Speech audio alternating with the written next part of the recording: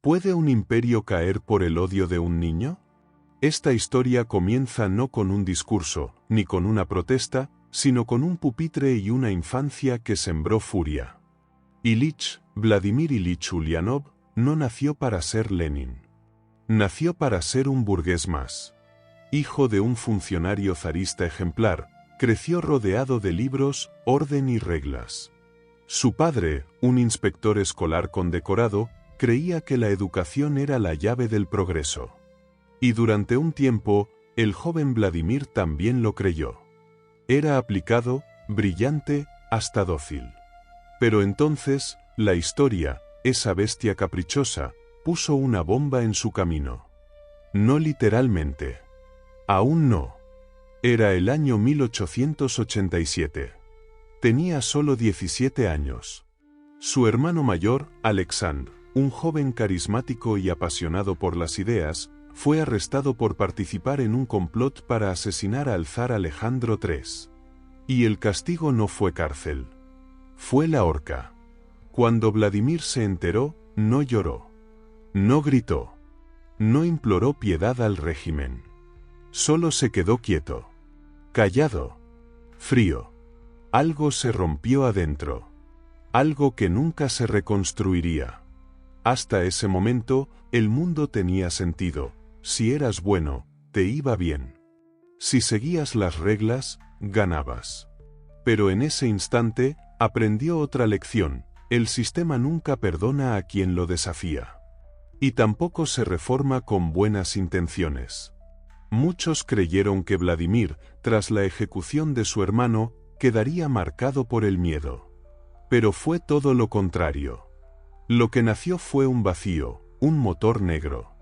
Una obsesión. Nosotros iremos por otro camino, dijo.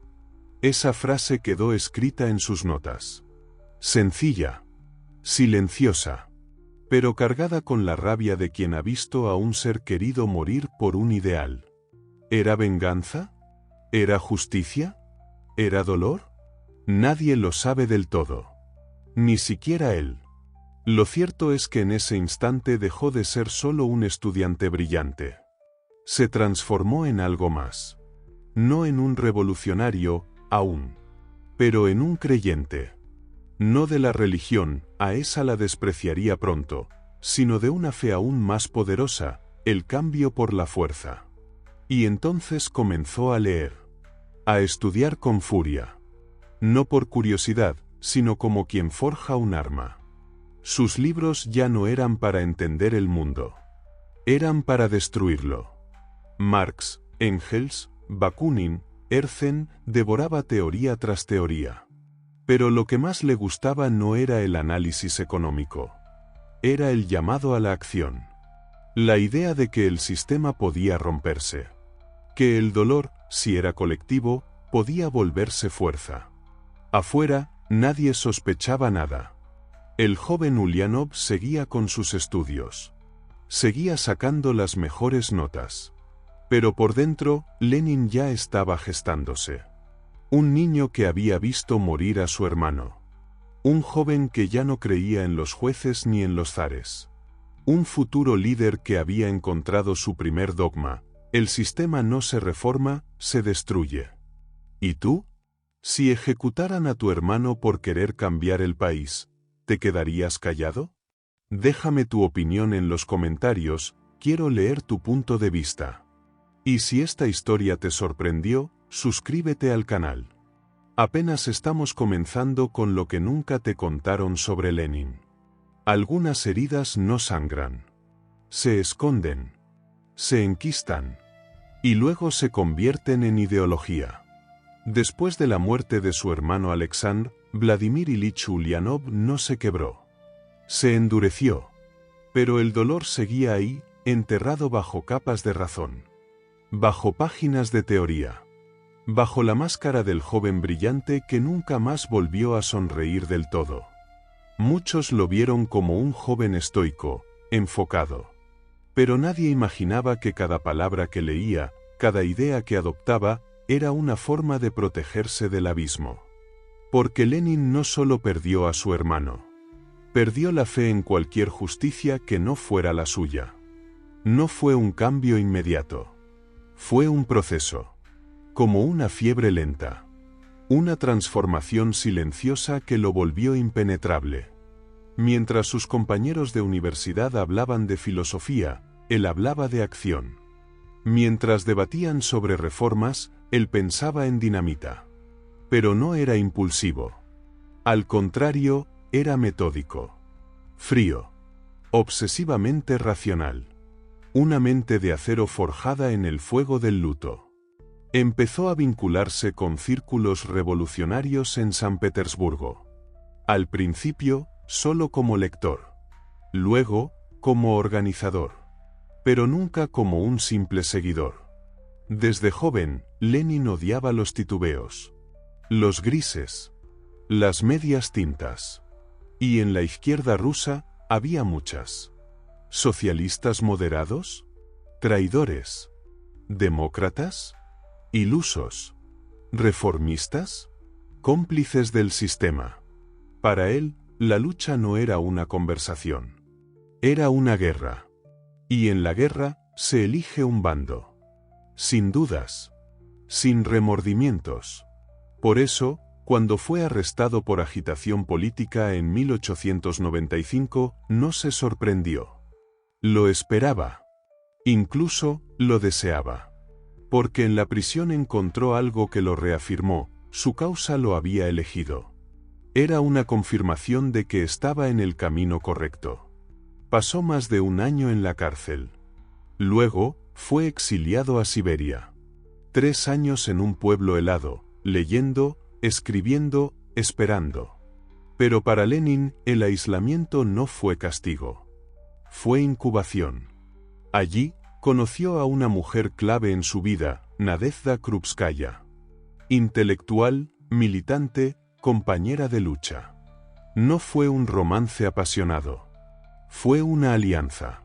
Un pacto entre dos mentes dispuestas a darlo todo por la revolución. Desde Siberia, escribió su primer libro importante, El desarrollo del capitalismo en Rusia.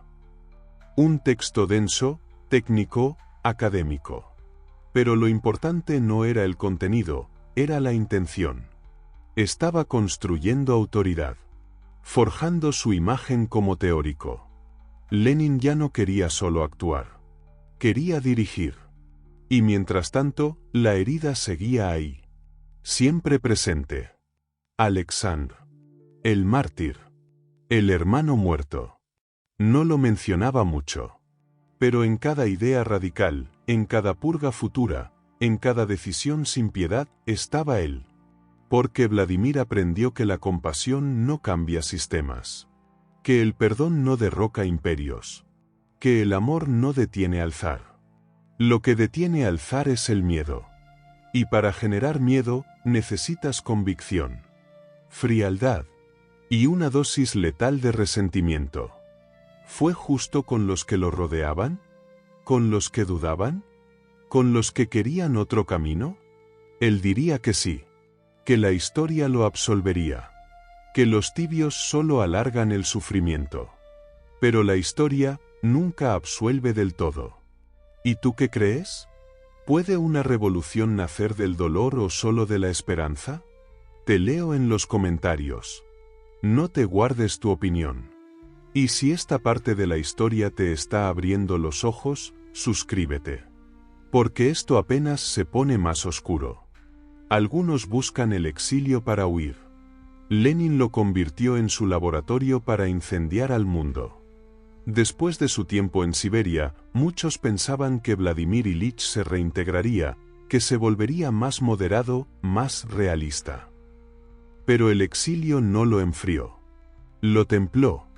En 1901, cruzó la frontera y comenzó su vida como revolucionario profesional.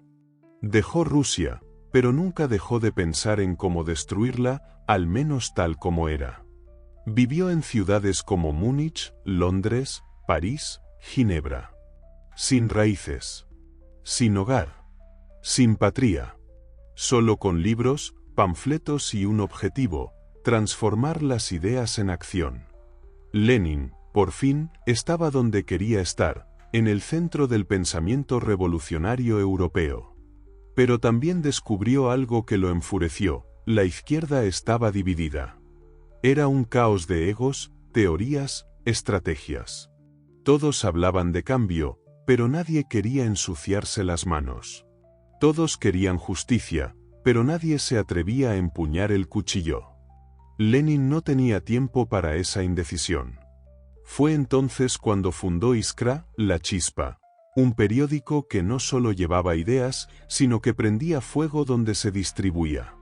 Con él, comenzó a consolidar un grupo de seguidores que no solo pensaban como él, sino que estaban dispuestos a actuar. Pero el verdadero punto de quiebre llegó en 1903, en el Congreso del Partido Obrero Socialdemócrata Ruso. Allí, Lenin no debatió, dividió. Forzó una fractura ideológica. De un lado, los mencheviques, moderados, gradualistas, creyentes en una revolución popular y amplia. Del otro, los bolcheviques, radicales, centralistas, obedientes a una única línea. Adivina en cuál estaba Lenin. Para él, la revolución no podía depender de la mayoría. Tenía que ser ejecutada por una élite comprometida, férrea, sin fisuras. Un partido que no discutiera, que obedeciera. Un puño. No una multitud. Desde ese momento, ya no fue solo un ideólogo. Fue un líder. Un comandante. Un arquitecto de una estructura política que funcionaba como un ejército clandestino. Y aún desde el exilio, dirigía operaciones, escribía sin parar, se infiltraba en debates, organizaba células. Parecía estar en todas partes. Era el fantasma de una revolución que todavía no había ocurrido, pero que ya tenía rostro. Sin embargo, su estilo autoritario le ganó enemigos, incluso dentro de la izquierda. Muchos lo consideraban un dogmático, un tirano, un ególatra disfrazado de igualitario. Pero Lenin no buscaba amigos. Buscaba eficacia.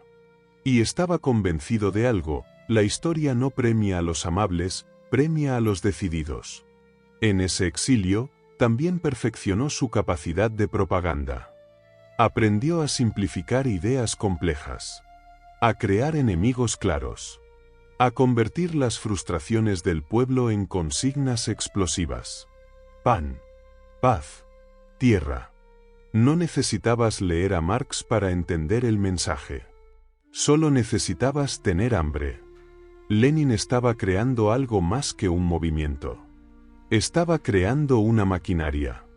Una que, cuando llegara el momento, aplastaría todo a su paso. Y aún nadie en Rusia lo tomaba demasiado en serio. Solo era otro exiliado con ideas peligrosas. Hasta que la historia decidió que era hora de llamar a Lenin de regreso. Pero antes, dime, ¿crees que una revolución necesita obediencia ciega o debate abierto? Explótalo en los comentarios. El conflicto está servido.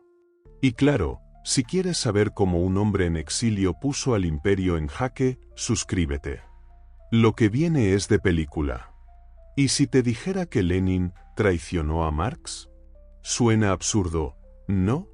Lenin, el apóstol del marxismo, el rostro de la revolución obrera, ¿hereje? Pero cuando miras de cerca, cuando quitas los pósters y las consignas, encuentras a un hombre que no siguió el manual, lo reescribió. Karl Marx había imaginado una revolución del proletariado. Una que nacería en las sociedades industrializadas, donde los obreros estuvieran organizados, conscientes, listos para tomar el poder. ¿Rusia en 1900? Era un país agrario, atrasado, con obreros desorganizados y analfabetismo masivo. Según Marx, no estaba lista para una revolución. Pero a Lenin eso no le importó. Si esperamos a que el proletariado esté preparado, el zar morirá de viejo, decía. Y entonces hizo lo impensable, torció el marxismo. Lo adaptó. Lo forzó. Y en el proceso, creó su propia versión, el marxismo-leninismo. Para Marx, la historia seguía leyes naturales. Para Lenin, la historia se empujaba a codazos. Él creía que una minoría decidida podía provocar el estallido. Que el pueblo no necesitaba estar consciente, solo conducido. Que una vanguardia, su partido, sus bolcheviques, debía tomar el poder en nombre del pueblo, aunque el pueblo no lo supiera aún. ¿Democracia dentro del partido? No. Centralismo democrático, decía él. O sea, todos opinan hasta que yo decido. ¿Proletariado libre? No por ahora. Primero, dictadura del proletariado. Es decir, dictadura del partido. Es decir, dictadura. Y esa reinterpretación no fue inocente. Fue estratégica. Lenin no quería esperar a que las condiciones fueran ideales. Quería crear las condiciones. A la fuerza. Porque la historia, según él, no era un río, era una presa esperando dinamita. Los marxistas ortodoxos lo acusaron de distorsionar la teoría. De convertir una filosofía en un manual de guerra. Pero Lenin se encogía de hombros. Porque en su mente, la teoría sin acción era masturbación intelectual. Y él tenía prisa. Mucha prisa. Sus textos de esta época son casi manifiestos militares. ¿Qué hacer?, publicado en 1902, no es una pregunta, es una declaración. No se pregunta por la posibilidad, sino por la estrategia. El cómo. El cuándo. El con quién. Y sobre todo, el sin quién. Porque Lenin no solo eliminó la espera, también eliminó a los que no pensaban como él. Intelectuales tibios. Socialistas moderados. Críticos internos. Todos eran obstáculos. Todos eran futuros enemigos. Estaba construyendo una revolución, sí. Pero también estaba sentando las bases de una maquinaria totalitaria. Y muchos no lo veían. Aún. Para la mayoría, seguía siendo un teórico brillante. Un líder carismático. Un pensador implacable. Pero debajo, ya estaba latiendo el Lenin que no toleraría oposición. El que vería a la duda como traición. El que no aceptaría ni siquiera el marxismo si se interponía en su plan. ¿Y tú? ¿Crees que adaptar una ideología a la realidad es evolución o traición? Déjamelo en los comentarios. Aquí nadie se salva del juicio. Y si este capítulo te dejó pensando, suscríbete. Porque lo que Lenin hizo después, rompería aún más las reglas. Imagina esto, estás exiliado, tus ideas están prohibidas, tu país está en guerra, y el enemigo te ofrece llevarte de vuelta, gratis, en un tren blindado. ¿Lo aceptarías? Lenin sí. Año 1917. Europa está ardiendo en la Primera Guerra Mundial. Rusia, parte del bando aliado, está al borde del colapso. Hambre, caos, soldados desertando. Y en medio de todo eso, una oportunidad. En marzo, el zar abdica. El imperio de los Románov se derrumba tras siglos de poder absoluto. Y surge un nuevo gobierno provisional, débil, dividido, tambaleante. Lenin, en Suiza, lo ve claro, ahora o nunca. Pero tiene un problema. ¿Cómo volver a Rusia si todas las rutas están controladas por enemigos?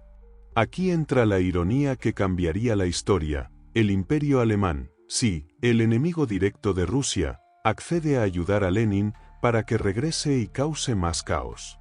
Alemania no lo hace por ideología. Lo hace por estrategia.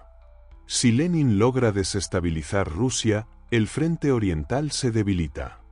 Menos soldados rusos, más ventaja para Alemania. Y así, el revolucionario antifascista, anticapitalista, antiimperialista, sube a un tren blindado financiado por el Kaiser. ¿Traición? ¿Jugadón político? ¿Ambas? Lenin sabía que se arriesgaba a ser llamado agente alemán. Pero también sabía algo más, el tiempo es un recurso revolucionario. Y él no tenía mucho. El tren cruzó Alemania, llegó a Suecia, luego a Finlandia y finalmente a Petrogrado. Cuando bajó del vagón, no era solo un exiliado que volvía. Era un catalizador.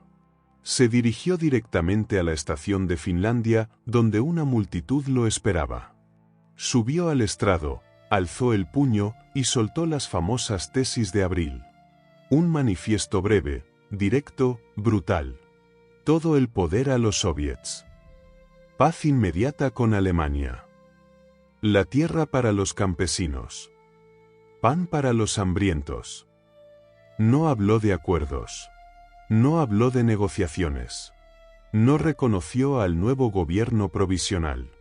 Lo llamó por su nombre, burguesía enmascarada.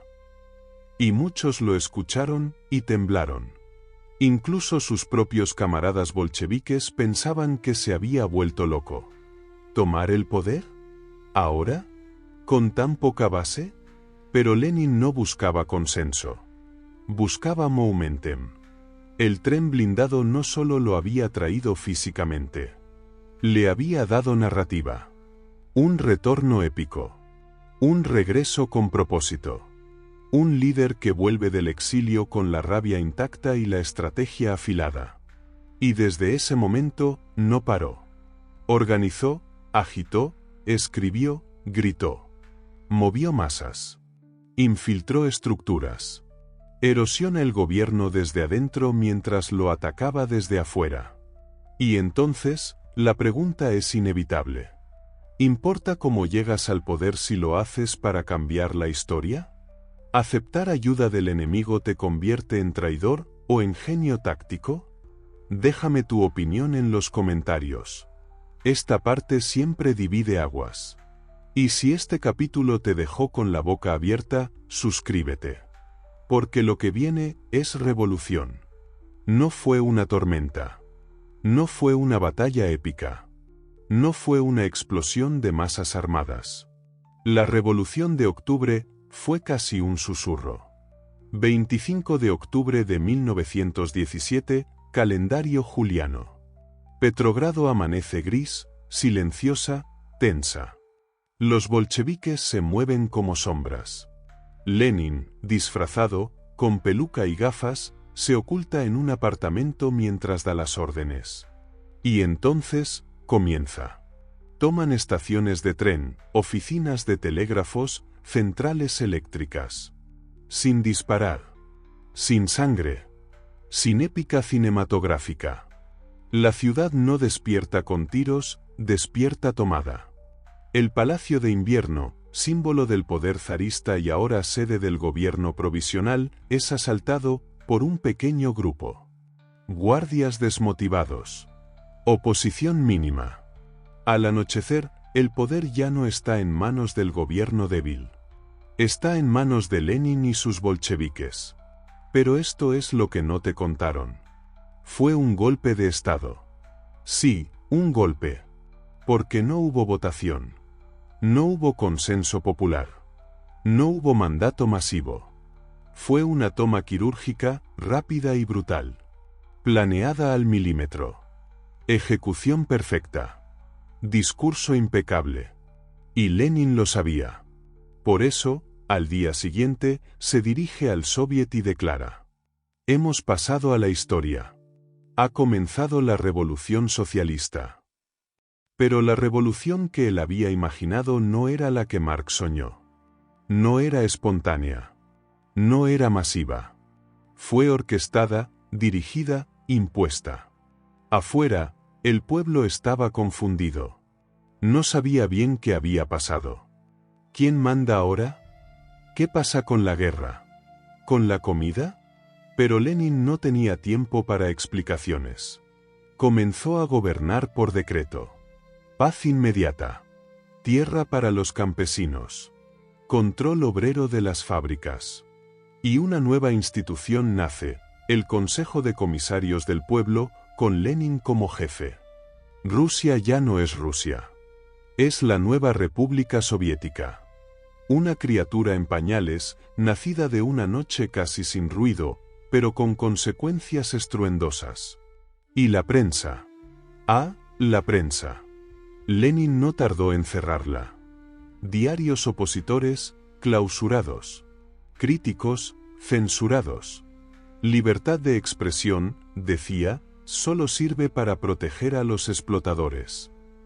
Lo entendiste bien, la revolución que prometía liberar comenzó silenciando. Y entonces llegan las contradicciones. En noviembre, se celebran elecciones para una asamblea constituyente. Los bolcheviques pierden. El pueblo no los apoya en mayoría. ¿La respuesta de Lenin? Disolverla. A la fuerza. Porque el poder soviético es superior a cualquier parlamento burgués. Así nace el nuevo orden. Uno donde no hay partidos, solo uno. No hay elecciones, solo proclamaciones. No hay debate, solo dirección. Y aún así, el mundo observa asombrado. Porque por primera vez, un grupo de revolucionarios marxistas ha tomado un país entero. El efecto dominó comienza. Alemania, Hungría, China, Cuba. La mecha se ha encendido. Pero volvamos a esa noche en Petrogrado. Esa noche sin épica. Sin tanques. Sin banderas ondeando. Solo un edificio tomado. Un líder encapuchado. Y un sistema entero al borde del abismo. La historia no se detuvo. Pero sí se desvió. Y lo hizo para siempre. Ahora te pregunto, ¿una revolución sin apoyo popular sigue siendo revolución o simplemente un golpe disfrazado? Déjamelo en los comentarios. Y si te quedaste con ganas de más, ya sabes, suscríbete. Aún queda mucha pólvora en esta historia. Lenin prometió paz y la cumplió.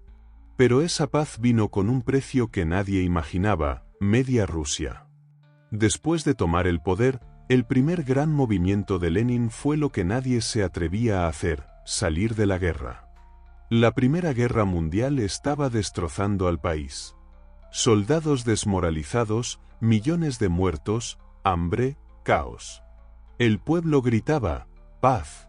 Y Lenin respondió. Pero no fue una paz digna. No fue una negociación entre iguales. Fue una rendición descarada. En marzo de 1918, Lenin firmó el Tratado de Brest-Litovsk con Alemania. Y con ese papel, entregó vastos territorios, Polonia, Ucrania, Bielorrusia, los países bálticos. Millones de personas, miles de kilómetros, industrias, tierras fértiles y recursos estratégicos. Todo, cedido. Para muchos, fue una traición. Un desgarro. Los propios aliados de Lenin quedaron en shock. Trotsky, que había intentado alargar las negociaciones, quedó humillado. Y los mencheviques gritaron lo obvio, esto es capitulación. Pero Lenin lo tenía claro, perdamos territorio, salvemos la revolución. Él no quería ganar guerras imperiales. Quería conservar el poder. Y entendió algo que pocos líderes comprenden, a veces, ceder es atacar desde otro flanco. Firmar la paz con Alemania le permitió concentrar fuerzas en otro frente, el interno. Porque mientras firmaba tratados, el país se desmoronaba en una guerra civil. Los blancos, zaristas, liberales, conservadores, extranjeros, querían derrocar al nuevo gobierno bolchevique. Y los rojos, dirigidos por Lenin y su círculo, se preparaban para pelear no por un país, sino por un proyecto histórico. La paz con Alemania fue la chispa que les dio tiempo para organizarse. Para movilizar tropas. Para instaurar el terror rojo. Sí, así lo llamaron. Sin disimulo. Ejecutaron opositores. Reprimieron revueltas campesinas. Espiaron a todo aquel que dudara. Y lo más simbólico, fusilaron al zar y a su familia entera. Sin juicio. Sin anuncio. Solo un sótano, balas y silencio. La monarquía no solo cayó. Fue borrada. Y todo eso fue posible porque Lenin había priorizado la revolución interna. Había soltado medio imperio para apretar con más fuerza el puño en lo que quedaba. Muchos aún lo debaten. ¿Fue traidor o visionario? ¿Salvar a la revolución valía tanto sacrificio? ¿Paz a cualquier precio o dignidad hasta el final? Lo cierto es que el precio lo pagaron otros. Campesinos, obreros, minorías. Y el mapa de Europa nunca volvió a ser el mismo. Ahora dime, ¿hubieras firmado esa paz? ¿O habrías arriesgado todo por mantener el territorio? Déjame tu opinión en los comentarios. Aquí no hay respuestas fáciles. Y si esta parte te voló la cabeza, suscríbete. Lo que viene es el Lenin que no muchos se atreven a contar. ¿Puede alguien construir una dictadura y al mismo tiempo odiarla? Lenin había conquistado el poder. Había vencido al zar, desarmado a la oposición, instaurado el comunismo. Pero lo que vino después no fue paz. Fue contradicción. Porque aunque tenía el control absoluto, nunca se sintió cómodo gobernando. Lenin no era un burócrata. No era un administrador. Era un agitador, un ideólogo, un destructor de estructuras, no un constructor de sistemas. Y eso se notaba. Rusia, ahora rebautizada como la República Socialista Federativa Soviética, era un caos. La economía colapsada. El hambre descontrolada. Las revueltas campesinas brotaban como hongos. Y Lenin, desde el Kremlin, ya no arengaba a las masas, firmaba decretos. Miles. Cada día, más papeles, más reuniones, más decisiones. Y menos revolución. ¿Te suena contradictorio? Lo era. Durante la guerra civil, Lenin impuso el comunismo de guerra, control total del Estado sobre la producción, requisas forzadas de alimentos, prohibición del comercio privado. El resultado: hambruna, saqueos, desesperación. Y entonces, como en un giro de guión imposible, Lenin da marcha atrás. Sí, el líder máximo del comunismo rehabilita el capitalismo, aunque sea temporalmente. Nace la NEP, Nueva Política Económica. Permite comercio privado, inversión extranjera limitada, pequeños negocios. Un respiro para el pueblo. Una traición para los puristas. Lenin lo justificó como un paso táctico. Un retroceso estratégico para avanzar. Pero lo cierto es que, por primera vez, se dio cuenta de que la utopía no funcionaba. Al menos, no en las condiciones que él mismo había creado. Y ahí comenzó la fractura interna. Los radicales, como Trotsky, lo criticaron. Los burócratas empezaron a crecer. El partido se convirtió en una maquinaria pesada, ineficiente, plagada de mediocres leales. Lenin miraba a su alrededor y no reconocía su propia creación. No había revolución. Había control. No había espontaneidad. Había miedo. Y entonces empezó a preocuparse por algo más peligroso que los enemigos externos, los enemigos dentro del partido.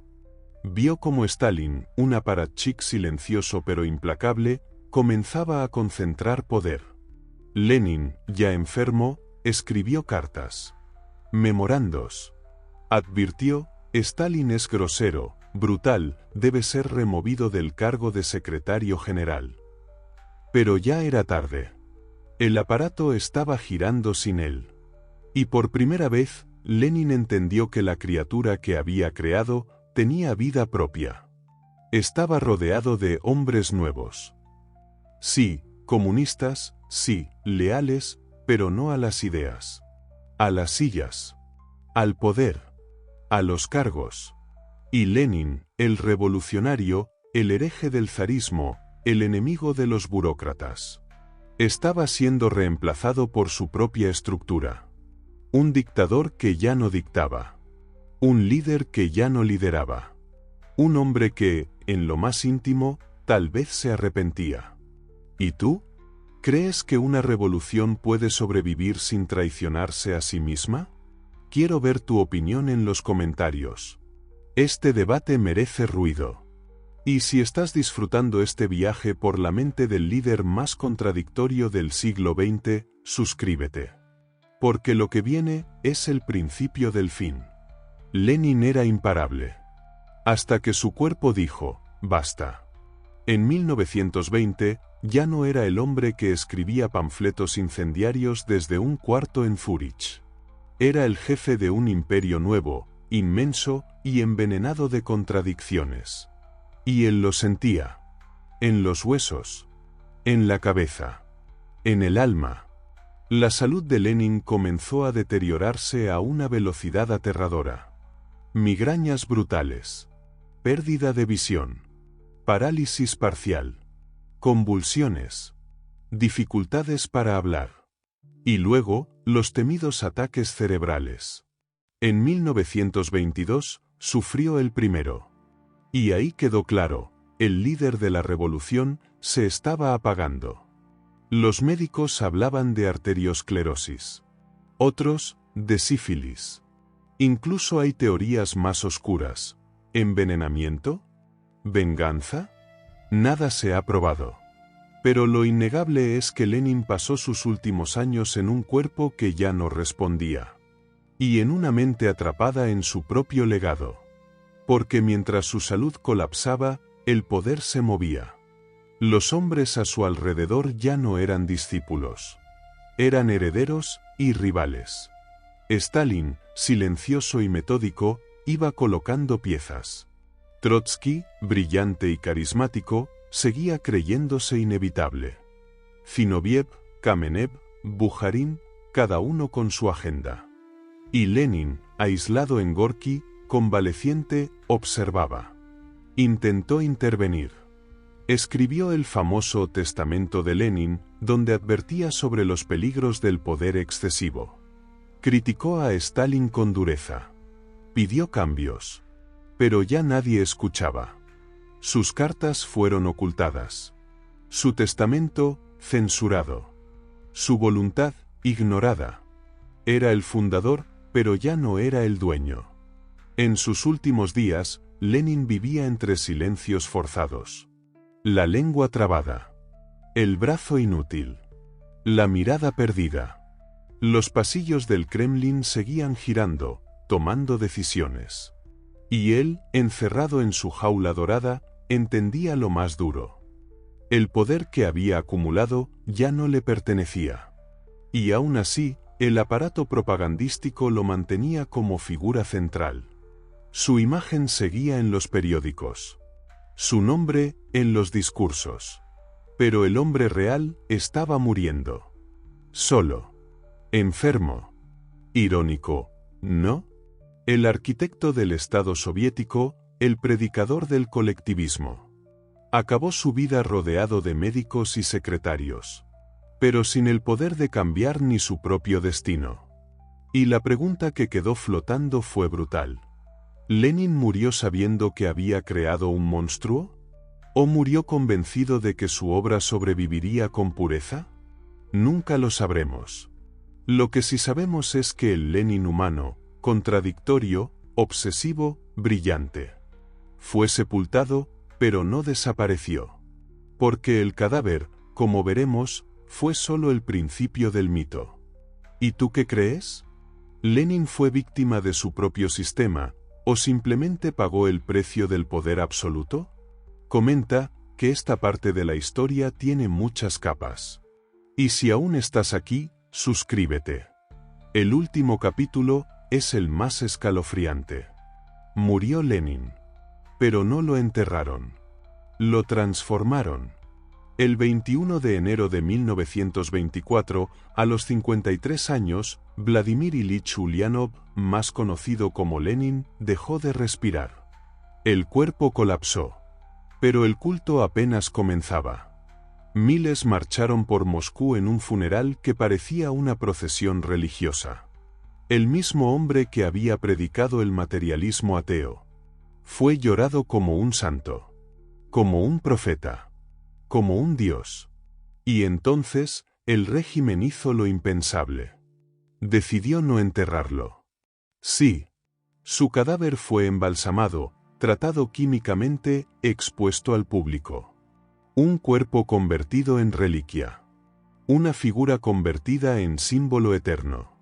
Lenin, el hombre, ahora era Lenin, el mito. Construyeron el mausoleo en la Plaza Roja. Un templo laico. Un altar ideológico. Millones hicieron filas para ver el cuerpo. No el cuerpo del líder, sino el cuerpo de la revolución misma. Pero el cuerpo no hablaba. Y eso le vino perfecto a Stalin. Porque el Lenin muerto ya no podía contradecirlo. Ya no podía frenar sus ambiciones. Ya no podía advertir sobre su brutalidad. Stalin tomó el silencio de Lenin y lo llenó con su voz. Lo usó como justificación para purgas, campos de trabajo, ejecuciones. Todo en nombre del legado de Lenin. Y lo más perverso, lo hizo parecer continuidad. No ruptura. No traición. Continuidad. En los libros escolares, Lenin ya no era un hombre. Era una estatua. Infalible. Intocable. No tenía dudas. No tenía errores. No tenía contradicciones. Pero la verdad era otra. Lenin dudó. Cambió. Se corrigió. Fue cruel, sí, pero también fue complejo. Amó el poder, pero también lo temió. Soñó con justicia, pero terminó encerrado en su propia maquinaria. Y esa parte no se cuenta. Porque el Lenin real incomoda. El Lenin real no cabe en los eslóganes.